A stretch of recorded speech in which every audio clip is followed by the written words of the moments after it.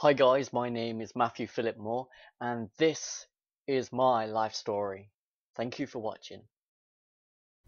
So I'm going to start when I was 5 to 8 years old.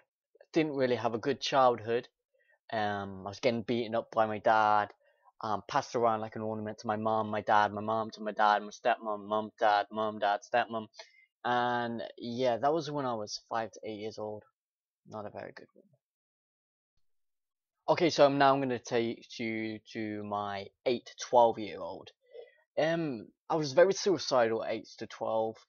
Um, Nothing changed, to be honest. When I was 5 to 8 years old, it's exactly the same as my 8 to 12. I just wanted to kill myself. Every single problem happened in the house, always I got the blame. Now there was this incident where me and my brother, we seen these like um fishing things on the side in the kitchen.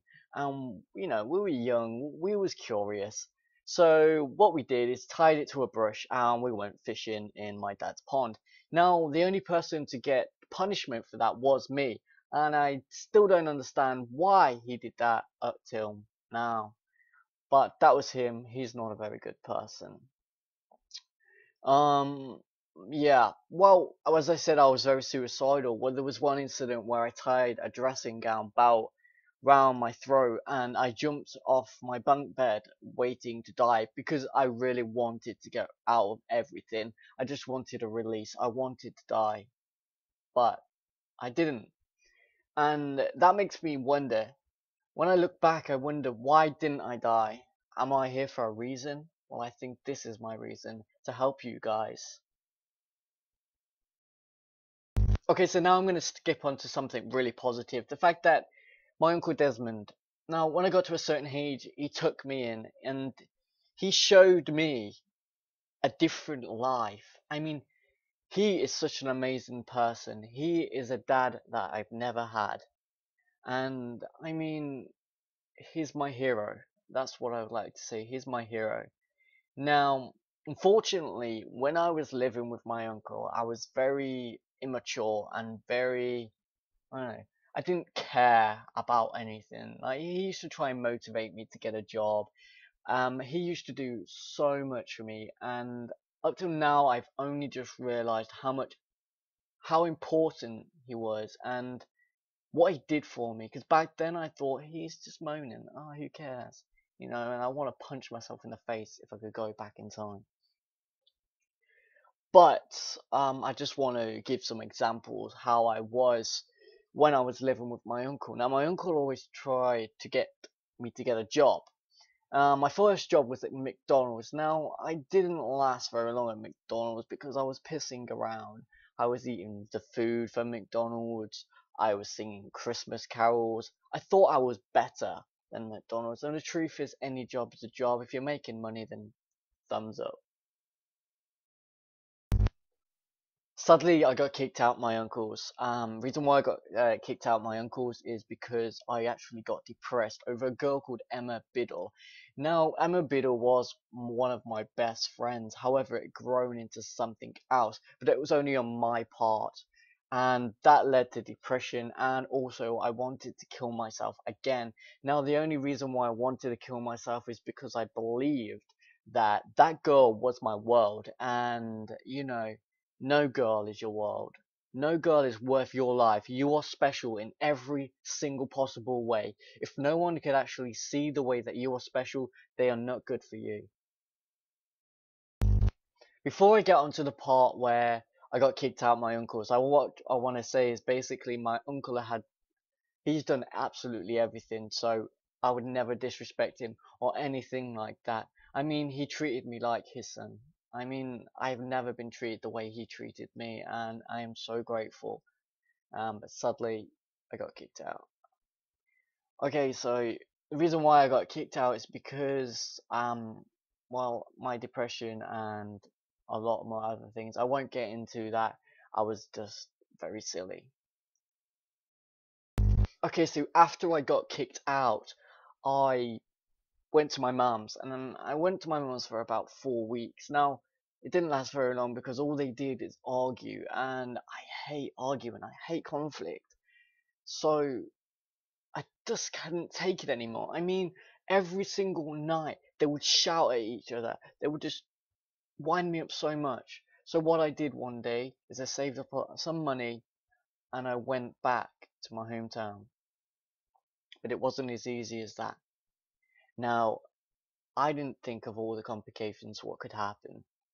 And unfortunately, I lived on the streets for 3 days outside of a shop in Nuneaton. To be honest, it was a bad time, but it made me stronger. Now, in that time while I was at my mum's, I met this girl online, and her name was Faye Cobley, and she actually like picked me up and she showed me ways and she helped me get a hostel because what it was basically I lived on the street for 3 days. She took me in for 3 days, and in them 3 days, got myself a hostel, and I lived there for 6 months. Now in that 6 months, I met a girl called Taylor Crisp. Now Taylor Crisp, well, I was with her for 1 year and 2 months, but I will skip some of that, and I will tell you a bit about what she did for me. Now Taylor Crisp, she's an amazing person, if I was honest with you all. But I took it for granted. I'm not gonna lie, I took it for granted. I mean, I had not much motivation anyway. But I mean, she helped me get a job at a warehouse. Well, her dad did, named Lau. And her mum, well, she treated me like, I'm not sure. I just felt so welcome.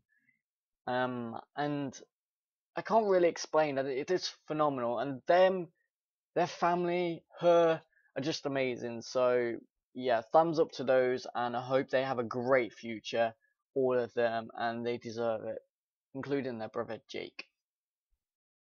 Now I'm going to tell you a bit about um how me and Taylor broke up. Well, basically, I had no dreams, I had no ambition. I just, sat around doing nothing, and no one wants to see that in someone. It's quite sad. And we went on a break, and basically in that break I had no idea. I mean, she was my first serious relationship. I just didn't know what to do on a break. So basically what I did is I actually sat at her house on the bench for 6 hours waiting for her to come and talk to me. I just don't know I didn't know what to do at the time. I also went to a door which she told me not to, with a KFC, just wanting to talk to her, just wanting to sit down and eat with her. But you know, it turns out that all of that pushed her away even more, and yeah, it just proves that she wasn't the person that God set up for me, and I believe I found her now anyway, so I'm going to tell you a bit more about my life. So after the breakup, I realized that myself, I looked at my life and I thought, what am I doing? I mean, you've just lost someone who, treated you so well, and you've lost someone who, got you a job, tried to motivate you, and you just pissed it all away. And I looked at myself in the mirror and I said, Matt, today you are going to change. And guys, this is where I changed. This is where I went on every single job site and I nominated absolutely every single job I could find just to get a job. Now I got myself a job. That was at National Grid. I did 4 weeks of training and went straight into it. Now National Grid is a company basically for the gas emergency, so you deal with deaths, explosions and a lot more. But it's basically for gas leaks. I won't get into that. This is not about what job I had. It's about my life story. So it turns out National Grid wasn't the job for me. So I swore on the phone by accident because some customer just didn't respect the fact that he was in danger and he needed to get out of danger. So I accidentally said, "Fucking idiot," and that didn't go down well with the boss. They had to do interviews and everything, and I just quit because I couldn't deal with the stress. Now this is where my life completely changed. So after I I quit my job. I started to think a lot. Now, in all this time while I had this job, I met a girl called Kaylee Rose Mazzacappa. She's an angel. She's the angel from God. I mean, I love her so much. And this girl grew on me so fast. And you know what? 4 months into what we had, I thought, you know what? Instead of talking, let me go to America. So that is when I brought the ticket. I brought the ticket and I went to America. I've never been abroad before. And you know, it's the best thing I've ever done in my life. Their family opened their arms and accepted me for who I am. They are just incredible people. And Kaylee is just so, well, she's one of those people who puts everyone in front of herself. Say if she had £1 and a homeless guy wanted a £1 and she needed to get a bus, she would give that homeless guy that £1 and she would walk home. That's what kind of person she is. So June the 4th, that's when I actually flew out to America. Best day of my life. Meeting her at the airport, incredible. And this has actually leaded on.